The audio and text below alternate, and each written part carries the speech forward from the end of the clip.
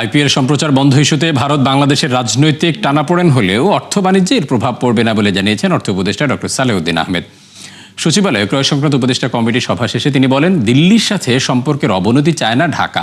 এ সময় তিনি আরও জানান, অন্তর্বর্তী সরকারের আমলেই এনবিআরকে দুটি ভাগে ভাগ করার কাজ শেষ হবে। বৈঠক শেষে জ্বালানি উপদেষ্টা বলেন, যারা কারসাজি করে গ্যাস সিলিন্ডারের দাম বাড়িয়েছে তাদের বিরুদ্ধে অভিযানে নেমেছে সরকার।